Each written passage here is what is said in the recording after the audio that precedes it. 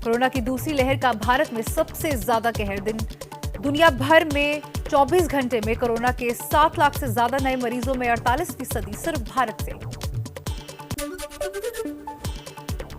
Corona को लेकर PM Modi ने सैन्य बलों की तैयारियों की समीक्षा की। सीडीएस बिपिन रावत ने पीएम मोदी को तैयारियों की जानकारी दी। कोरोना के खिलाफ जंग में सेना के मेडिकल ऑफिसर्स भी लड़ेंगे। 2 साल पहले रिटायर या वीआरएस लिए हुए अफसरों को भी वापस बुलाया गया। भारत में बेकाबू कोरोना कहर पर डब्ल्यूएचओ चीफ टेड्रोस का बयान। कहा, कई देशों में अब भी कोरोना का गंभीर संकट है। भारत में दिल तोड़ देने वाले हालात हैं। भारत में लगातार 5वें दिन 3 लाख से ज्यादा नए केस। 24 घंटे में रिकॉर्ड 3,53,000 नए मरीज मिले। 2,812 लोगों की मौत। देश में बेकाबू कोरोना और मरीजों की परेशानियों पर सुप्रीम कोर्ट में आज दोपहर 12 बजे अहम सुनवाई। सुप्रीम कोर्ट ने केंद्र को नोटिस जारी कर कोरोना से निपटने के लिए नेशनल प्लान मांगा है। स्वास्थ्य मंत्रालय ने माना, इस बार पिछले साल के मुकाबले कोरोना का ज्यादा संक्रमण। महाराष्ट्र, यूपी और केरल सबसे ज्यादा प्रभावित। कहा, कोरोना की चेन तोड़ना बहुत जरूरी है।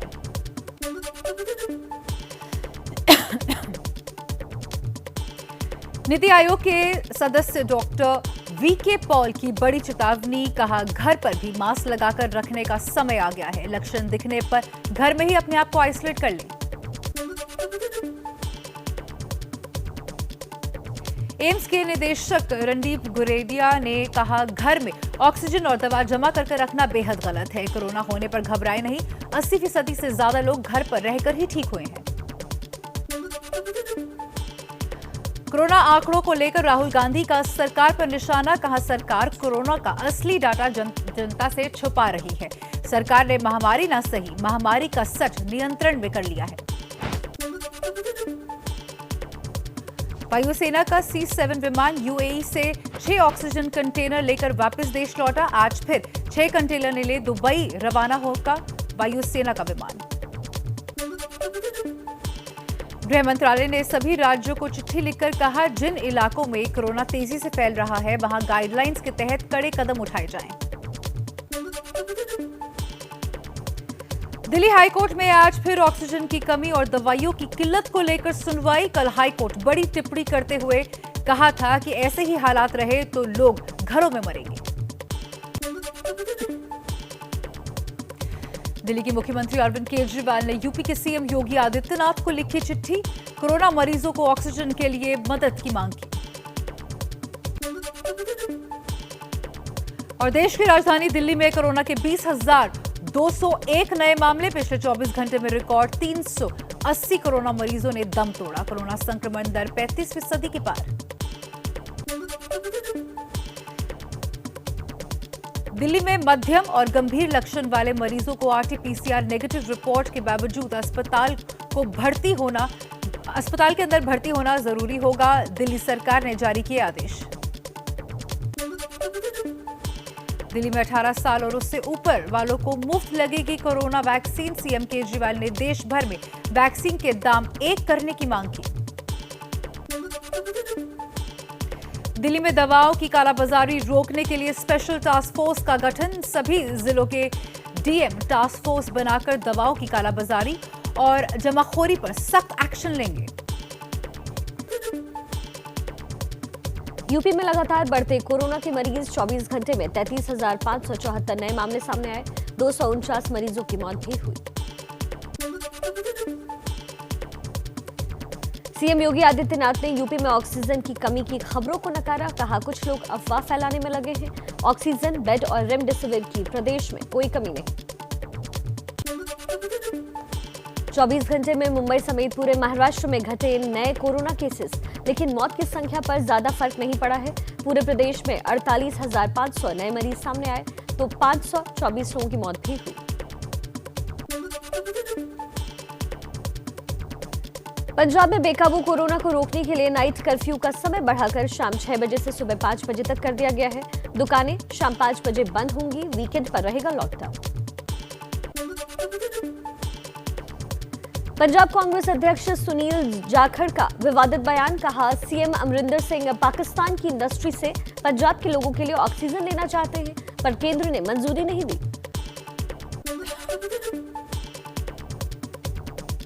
हिमाचल के 4 जिलों कांगड़ा, सोलन, सिरमौर और ऊना में आज से नाइट कर्फ्यू। बाहर से आने वालों को 72 घंटे पहले की आरटी-पीसीआर नेगेटिव रिपोर्ट दिखानी जरूरी होगी।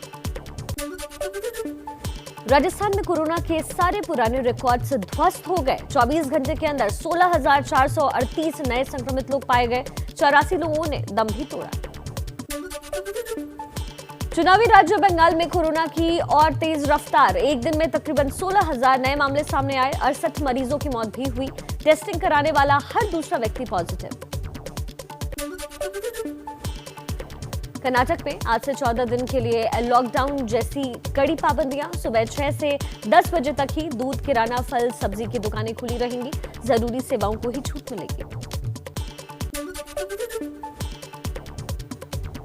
हरियाणा में हिसार के निजी अस्पताल में ऑक्सीजन की कमी से 5 कोरोना मरीजों की मौत। मामले में सीएम खट्टर ने मजिस्ट्रेट जांच के लिए आदेश दे दिए। उत्तराखंड में भी 18 साल और उससे ज्यादा उम्र के लोगों को फ्री कोरोना टीका लगाने का ऐलान किया गया है। सूत्रों के मुताबिक केंद्र सरकार ने वैक्सीन कंपनी सीरम इंस्टीट्यूट और भारत बायोटेक से वैक्सीन की कीमत कम करने को कहा है। 1 मई से 18 साल और उससे ज्यादा उम्र वालों को लगना है टीका। देश में अब तक 14 करोड़ 19 लाख से ज्यादा लोगों को कोरोना का टीका लगाया जा चुका है। 60 साल से ऊपर वाले 50% लोगों को लग चुकी है वैक्सीन। WHO ने माना, भारत के वैक्सीन निर्माताओं की आपूर्ति क्षमता प्रभावित होती है तो असर उसके कोवैक्स जैसे प्रोग्राम पर भी पड़ता है, जिसमें गरीब और कमजोर देशों को दिए जाते हैं टीके। ऑस्ट्रेलियाई क्रिकेटर पैट कमिंस ने पीएम केयर्स फंड में $50,000 की मदद की। गूगल के सीईओ सुंदर पिचाई भी 135 करोड़ की मदद देंगे। दिल्ली में मेडिकल शॉप की आड़ में रेमडेसिविर की कालाबाजारी करते 3 लोग गिरफ्तार किए गए। 70,000 रुपए में बेच रहे थे एक इंजेक्शन। तीनों आरोपी आपस में दोस्त थे। लखनऊ में नकली रेमडेसिविर इंजेक्शन बेचने वाले गैंग का हुआ पर्दाफाश। 5 की गिरफ्तारी। लोगों की मजबूरी का फायदा उठाकर नकली इंजेक्शन को भी मनमाने दामों में बेच रहे थे अपराधी। यूपी के हापुड़ में प्राइवेट मेडिकल कॉलेज में चोरी से रेमडेसिविर इंजेक्शन बेचते 3 कर्मचारी गिरफ्तार किए गए। कोरोना मरीजों के लिए एक इंजेक्शन का 30 से 40 हजार तक दाम वसूल रहे थे। हरियाणा के जींद में मेडिकल ऑक्सीजन गैस सिलेंडर की कालाबाजारी का हुआ खुलासा। एक दुकान से 9 अवैध ऑक्सीजन सिलेंडर बरामद किए गए।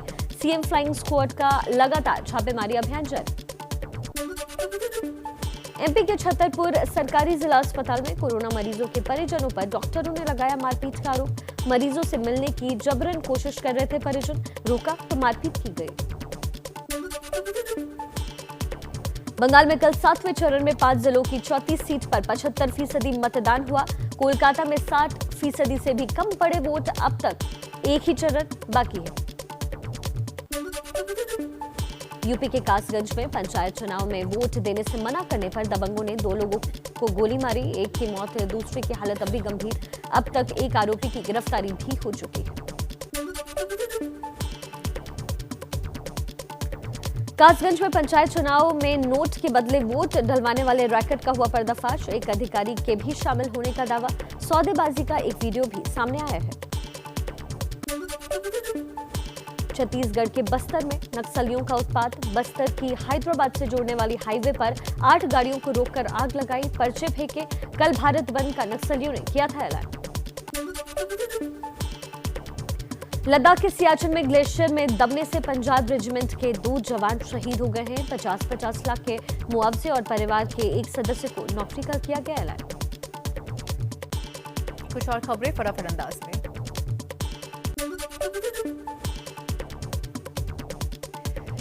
बिहार में पूर्वी चंपारण के बाकरपुर गांव में एक घर में बम की तरह फटा एलपीजी गैस सिलेंडर। 15 घरों में लगी आग, जिसके बाद 5 और सिलेंडर फटे।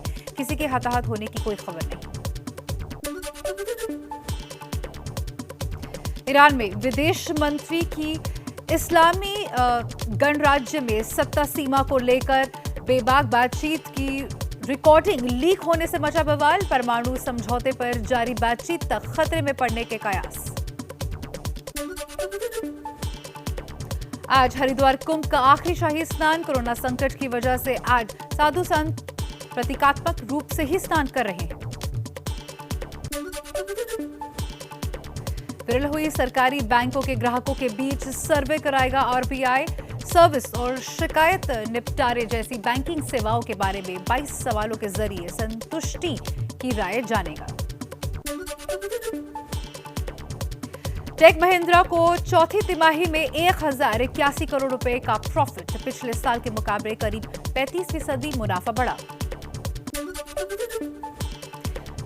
चीनी कंपनी आईटेल ने भारत में low budget smartphone itel vision 2 launch किया। पंच होल डिस्प्ले और ट्रिपल रियर कैमरा जैसे फीचर्स हैं इस फोन के अंदर। कीमत 7,499 रुपए।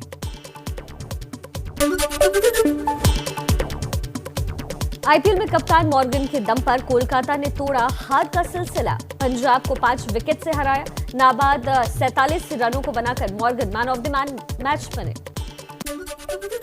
आईपीएल में आज दिल्ली और बैंगलोर टीम के बीच होगी कड़ी टक्कर। दोनों की दमदार टीम। अंक तालिका में दिल्ली अभी दूसरे और बैंगलोर तीसरे नंबर पर। बढ़ते कोरोना कहर के बीच आईपीएल छोड़ने लगे हैं खिलाड़ी। रविचंद्रन समेत कुछ ऑस्ट्रेलियाई खिलाड़ी लीग के बाहर हो चुके हैं। बीसीसीआई ने कहा जारी रहेगा खेल।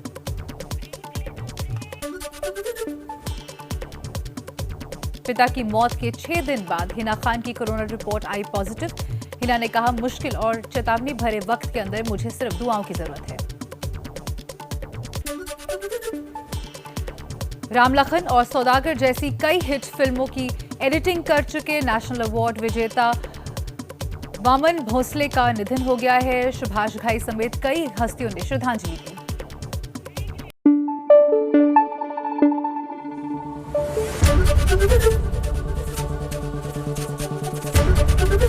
एबीपी न्यूज आपको रखे आगे।